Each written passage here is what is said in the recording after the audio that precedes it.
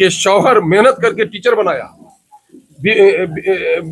BPSC का इम्तिहान कामयाब कराया, लेकिन जब वो सर्विस मिल गई तो उसका अलता पाउडर भी बढ़ गया, गैरों से बात भी बढ़ गई और पुराने शौहर को छोड़। जो लड़कियां जिनके शौहर बाहर हैं तो ऐसे लड़कियों को तनहा छोड़ना ही नहीं चाहिए, चाहे तो वो सास ससुर के यहाँ रहे या मैके में रहे। तो 3-3 बच्चे की माएं भाग रही हैं और ये समाज भी हमारा ऐसा है कि वो भागने वाली औरत को फिर से समेट के भी रख देते हैं। हम आग लगने पर सीना पीटते हैं, आग क्यों लगती है, आग से बचाने के उपाय हम नहीं करते हैं। में सिर्फ अपने शौहर के अलावा दूसरों से बात करने की इजाजत नहीं होनी चाहिए, इससे समाज तबाह हो रहा है। तो पूरी चारों तरफ आग लगी हुई है, एक दो जख्म नहीं सारा जिस्म है छलनी, दर्द बेचारा परेशान है कि कहाँ से। लोग मरहूम रिजवान बल्कि मकतूल रिजवान जो नज़ीर साहब टंगटिंगी के बेटे हैं, जिनका कत्ल अभी उनकी बीवी ने और उसके बीवी के लौभड़ ने मिलकर किया है, हम उसी गमगीन फैमिली से पुरसा के लिए हम लोग आए हुए हैं।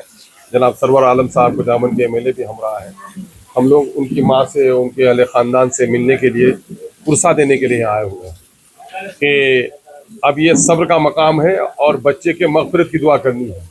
जहाँ तक मामला है, ये मामला बहुत ही संगीन है, बहुत ही शर्मनाक है और हमारे समाज की तबाही की सबसे बड़ी अलामत ये है, एक शौहर जो अपनी बीवी को छोड़कर, माँ को छोड़कर बैरून मुल्क जाता है, खून पसीना और कुर्बानियाँ देकर कमा के पैसा लाता है, बीवी के नाम से सुख चैन के लिए घर बना देता है, उसकी बीवी उसके घर की इस्मत आबरू की हिफाजत नहीं करके दूसरे को अपने बिस्तर पे बुला लेती है। तो अगर लड़कियां इस तरह चुड़ैल हो जाएंगी तो फिर हमारा कोई नौजवान बाहर नहीं जा पाएगा।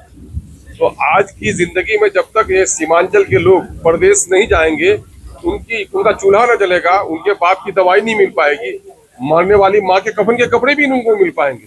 तो आज मजबूरी है इस समाज की, इसलिए मैं तो पुलिस के आला ऑफिसरों से, एसपी से मैं मिलूंगा भी, कहूंगा भी, लिखूंगा भी कि ऐसे लोगों के लिए स्पीडी ट्रायल कीजिए आप।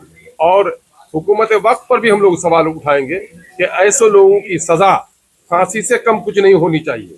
और मामला कल एक लड़का जो नाजायज ताल्लुक उनकी बीवी से रहा, अनवर पकड़ा गया है, ये मामला सिर्फ अनवर का ही नहीं बल्कि हम पुलिस कप्तान किशनगंज से गुजारिश करते हैं कि उनके मोबाइल कॉल में देखिए, और लड़की ने खुद इकरार किया है कि 10-12 लड़कों से उनके नाजायज ताल्लुकात हैं।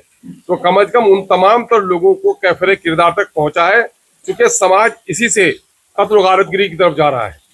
अभी पुणे सुनथा में एक लड़का है, उसको ज़बह कर डाला, लेकिन इस मामले में तो पुलिस ने गिरफ्तार किया, अभी तो गिरफ्तारी भी वहां पर नहीं हुई है। मैं पुलिस कप्तान से कहूंगा कि परदेश की जिंदगी की वजह से हमारे समाज में बहुत सारी खराबियां आई हैं और ऐसे मामलात में त्वरित कार्रवाई करे और ऐसे तमाम तर लोगों को जो लोग इस किस्म के कत्ल में, लूट में, खून में शामिल होते हैं, उनको स्पीडी ट्रायल करा के उनको सजा दी जाए। हम लोग का मुतालबा ये भी होगा कि पुलिस कप्तान को और हुकूमत से भी हम लोग गुजारिश करेंगे कि परदेश में रहने वाले लोग अक्सर अपनी ज़मीन जायदाद अपनी बीवी के नाम से कर लेते हैं कि औलाद होगी, औलाद को उनको आके रजिस्ट्री करना मुश्किल होता है। परदेश में कमाकर जिन लोगों ने ज़मीन खरीदी है, मकान अपना बनाया है और उसका कत्ल उसकी बीवी कर देती है, तो उसकी जायदाद उसके शौहर और उसके औलाद को मुंतकिल करने का नज़्म किया जाए। ऐसा नहीं हो कि जो कत्ल भी करे और शौहर की दौलत को भी लेके चले जाए, ये मामला नहीं होना चाहिए। आप लोगों के जरिए से मैं एक पैगाम अपनी सोसाइटी को भी देना चाहूँगा कि गुज़िश्ता 30-35 सालों में हमारे समाज में एक बड़ा बदलाव आया है। परिवार टूटा है, बड़े आंगन छोटे छोटे आंगन हो गए हैं, कमाकर लोग अलग अलग घर बनाने लगे हैं, लोग शहरों में बसने लगे हैं और लड़के लोग जो परदेश जाते हैं वो साल 2 साल 3 साल 4 साल पर आते हैं। ये अच्छी अलामत नहीं है, बल्कि ऐसे वक्त में जो लड़कियां जिनके शौहर बाहर हैं तो ऐसे लड़कियों को तनहा छोड़ना ही नहीं चाहिए, चाहे तो वो सास ससुर के यहाँ रहे या मैके में रहे। और मोबाइल में सिर्फ अपने शौहर के अलावा दूसरों से बात करने की इजाजत नहीं होनी चाहिए, इससे समाज तबाह हो रहा है। और सबसे बड़ी मुस्लिम समाज की तबाही इसमें हो रही है कि हमारे जो मुस्लिहीन हैं, जो लोग समाज के इस्लाह की का पैगाम पहुंचाते हैं, हम ऐसे मुअज़्ज़ज़ आलिमों से भी गुजारिश करेंगे कि इस वक्त सीमांचल में एक बड़ी खराबी ये आई है कि महरम और गैर महरम के दरमियान का पर्दा खत्म हो गया है ना, और जिसकी वजह से तबाही आ रही है।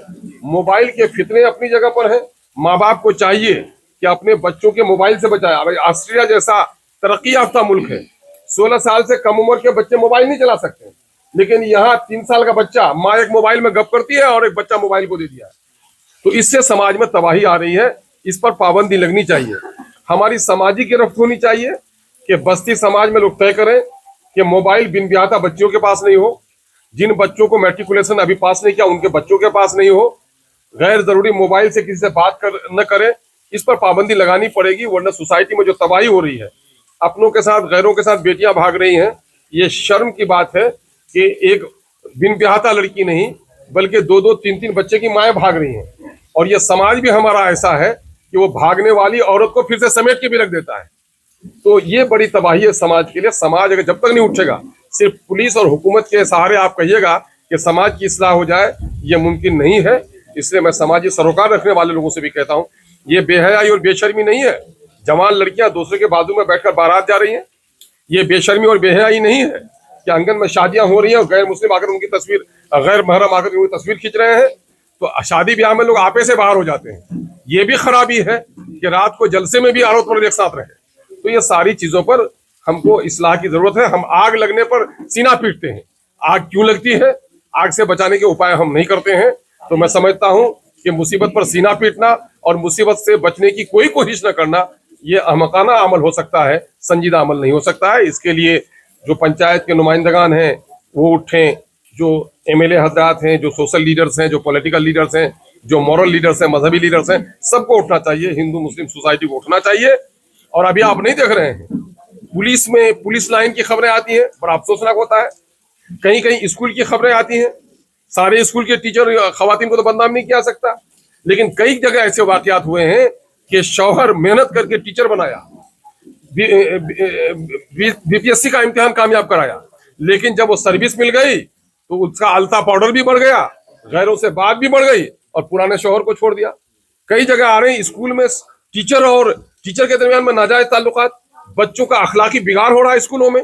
ऐसे टीचर जिस पर इस किस्म के इल्जाम आ जाएं, उसका ट्रांसफर इलाज नहीं है, डिस्चार्ज फौरन होना चाहिए और कार्रवाई होनी चाहिए। लेकिन ऐसा नहीं हो रहा है, सस्पेंड होते हैं, ऐसे टीचर आ जाते हैं। तो बताइए कि हमारी नस्लों को कितना बिगाड़ेंगे। तो पूरी चारों तरफ आग लगी हुई है, एक दो जख्म नहीं सारा जिस्म है छलनी, दर्द बेचारा परेशान है कि कहां से उठे, कहां कहिएगा। एक कल कोई ठीक है, कोई कल ठीक हमारी नहीं है। समाज से अपराध को खत्म करने के लिए एक मुहिम चलाई गई थी, क्रांति मुहिम, जिसमें पेश था।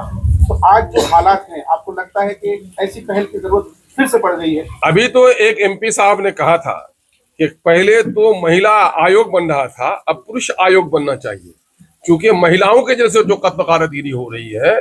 तो ये भी तो बड़ा आजिब अलमिया है। बल्कि आपने बड़ी अच्छी बात की याद दिलाई, हम लोग टंगटंगी में हैं। वो तहरीक इसी जगह से उठी, बैगना से। अल्लाह तबारक तआला हजरत मौलाना गुलाम मोहम्मद यहिया और उनके रफ़का निशिकांत चौधरी जी सब पर वो करे, करम फरमाई करे कि उस वक्त जबकि चोरी डकैती रहजनी आम हो गई थी, लोग शाम ढले घर में आ जाता था, रात को दरवाजा बंद किया, कल उसकी मवेशी रहेगी कि नहीं कुहाल में, खेत में फसल बाकी रहेगी कि नहीं रहेगी, ऐसी बेदअमनी थी। सरकार पुलिस नकोड़ा बनकर बैठ गई थी। और ऐसे वक्त में एक समाजी तहरीक उठी और अल्लाह का शुक्र है कि वो इनकलाब आया कि उसको कहेंगे अमनो अमान का वो 4-5 साल 85, 86, 87 का जो जमाना रहा है, अमनो अमान का रहा है। उसको आप कहिए कि खिलाफत की एक शकल थी, या जो मेरे गैर मुस्लिम भाई कर रामराज था, हिंदू मुस्लिम सब मिलकर लड़े थे, समाज अच्छा हो गया था। आज इन कुरीतियों के खिलाफ, ये जो शराब पीने, गाँव में कोई शराब पीने वाला नहीं था, आज दर्जनों बच्चे शराब पी रहे हैं। गाँव में पहले नशा का कोई आदी नहीं था, बीड़ी और तंबाकू, उससे आगे हमारे यहाँ नहीं था। कोई बड़े लोग थे सिगरेट पीते थे, लेकिन शराबी नहीं था बस्तियों में। आज बच्चे स्मोक कर रहे हैं, गांजा, चरस, भांग, और नतीजा ये हो रहा है कि जो बच्चे स्मोक कर रहे हैं, अभी 2-3 वाकयात ऐसे आए कि ठाकुरगंज में आज से कई साल पहले 16 साल के बच्चे ने अपने माँ और बाप दोनों का मर्डर कर दिया। और अभी हमारा अमोर बैसा में डिघोचक गांव है, वहाँ 23 साल नौजवान जो इसमें